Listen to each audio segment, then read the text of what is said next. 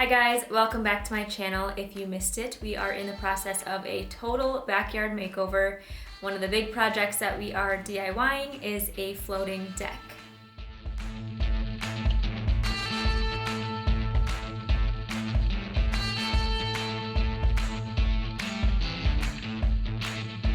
We've already taken out the concrete. It was old and cracking and needed to go. We've already framed the floating deck, but before I share the tutorial on framing your deck, I want to break down the designing process and the important things that you should consider before breaking ground. Before we get started, I want to preface this by saying I'm not a structural engineer or architect or licensed contractor.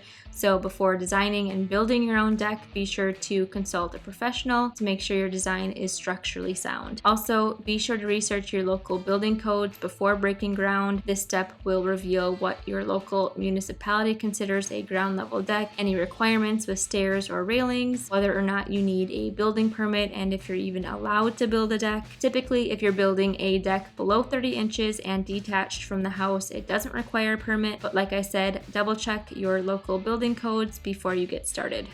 The first step in the designing process is to determine what size you want your deck to be. I started by designing our deck in Home Designer Suite. This program allows us to visualize the deck with furniture and to test out different sizes in comparison to the house. Another easy way to get a visual is by simply measuring and taping out the deck in your yard. When determining the size of your deck, you want to keep in mind material length. A lot of time decking will come in 8, 12, 16, or 20 foot lengths. So if you're able to play with the size of your deck a bit, make sure to do it in a way to maximize material, which can potentially save you on costs. We are building the deck right next to our house. We want it to end in line with the window here, which is about 24 feet, so there wasn't much room to play with there. We were able to play with the depth of the deck a bit, so we set up the outdoor furniture and situated it how we liked it. We wanted to have enough room to walk around our furniture and thought 14 feet would be a comfortable depth. We decided to go with Trex composite decking, which comes in 12, 16, or 20 foot lengths, I believe. So instead of getting 16 foot boards and cutting them all down to 14 feet, we decided to just extend the deck and maximize the full 16 foot board. The next step is to determine the direction of your decking and framing. There are some great deck building tools that you can use to design your deck if you're not sure where to start. Trex, TimberTech, Menards are just a few that I've seen. Whether you're doing composite decking or regular decking, these are all great tools to take advantage of. Like I said, we decided to go with Trex composite decking, so I'll show you their deck designer tool.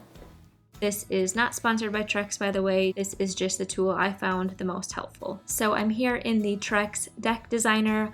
I'll input the size of our deck and change a few of the customizations.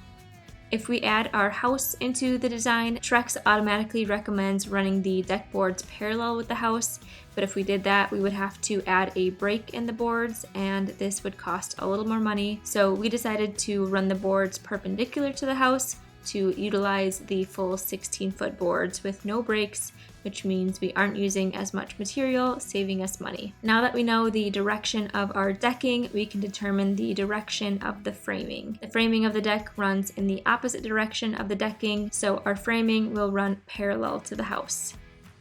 Next step is to determine deck height. If you're building a deck right next to your house with an exterior door like us, you should build the decking a few inches below any door threshold. It's ideal to build the deck about 2 to 4 inches below any door threshold. If your deck is level with your door, you could run into issues with rot and other water damage. The threshold of our patio door is about 12 inches off the ground. We're building the deck a few inches lower than the threshold, which means the top of the deck needs to be about 10 inches from the ground. We're using 2x8 lumber for our framing, which are actually 7.5 inches. The deck blocks that we're using for the base are 7 inches tall. Then the top decking is about 1 inch. So that puts us at 15.5 inches total. With this information, we know that we're going to have to dig our deck blocks down into the ground about 5 inches. We will actually end up digging trenches for our deck blocks at about 7 inches to account for 2 inches of paver sand. Sounds very confusing right now, but in the framing tutorial, I promise it'll make sense. With the deck being 10 inches off the ground, that's a little too tall without needing a step. Your step up shouldn't be more than 7 3/4 of an inch, but we're going to be planting grass around the perimeter of the deck and adding some extra dirt so that it will only end up being a 7 to 8 inch step up. Like I said, anything higher than 7 to 8 inches, you should install an extra step. We have to be pretty precise with the height of our deck to fit under that door threshold.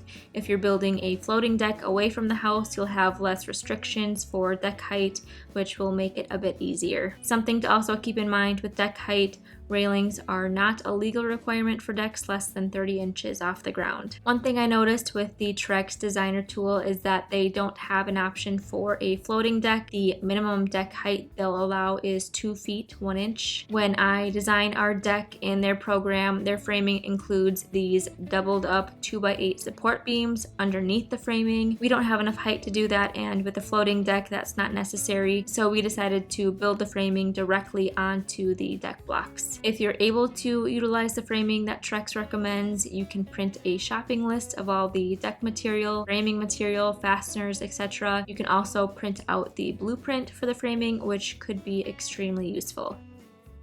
Now that we have determined the size of our deck, the height of the deck, and the direction of the decking and framing, we can now determine our framing material and start to lay out the framing. Since I couldn't use the framing design that Trex recommended, I designed it myself in SketchUp and then had the design checked over and approved by a licensed professional. For framing, it's best to use treated lumber to prevent water damage. To determine what type and size lumber to use for framing, I used this joint span calculator. For example, using southern pine that is spaced 16 inches, 2x6 can span up to 9 feet, 2x8s can span up to 11 feet 10 inches, and 2x10s can span up to 14 feet.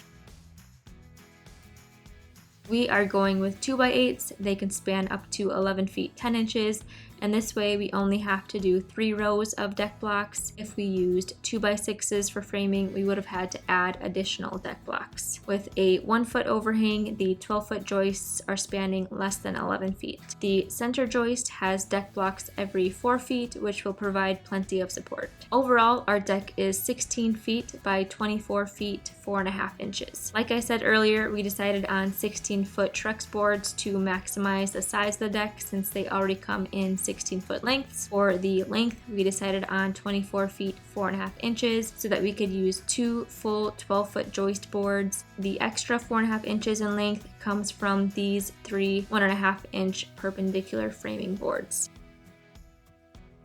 So to give you a quick overview of our deck framing, we're using treated 2x8 boards in 16-foot and 12-foot lengths. We are using 16-foot boards for the perpendicular framing and to double up the cantilevered ends here. The interior joists are 12 feet long and placed 16 inches on center, with deck blocks under each joist. The center framing member has deck blocks about every 4 feet. Blocking will be installed in between every joist with some additional blocking along the cantilevered ends. I decided to stagger the joists for ease of installation. The 12-foot joists will be secured in place temporarily with exterior grade framing screws, and then we will go back and secure joist hangers to each end of every joist. For the corners here where we can't fit a joist hanger, we'll install corner brackets. The Trex decking is secured to the framing with hidden fasteners, so the fasteners won't be visible. If you were securing your decking through the face with standard screws,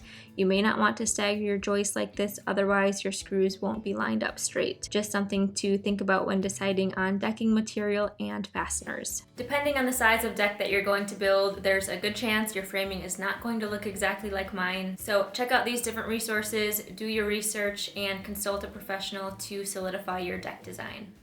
Last but not least, you'll need to determine the slope of your deck. If your deck is attached to your home, or in our case, right next to it, it's best if your deck has a slope of about 1/8 inch per foot to ensure that water flows away from your home. If you have a floating deck that doesn't touch your home, you don't need a sloping deck because the direction of the water flow doesn't affect your house.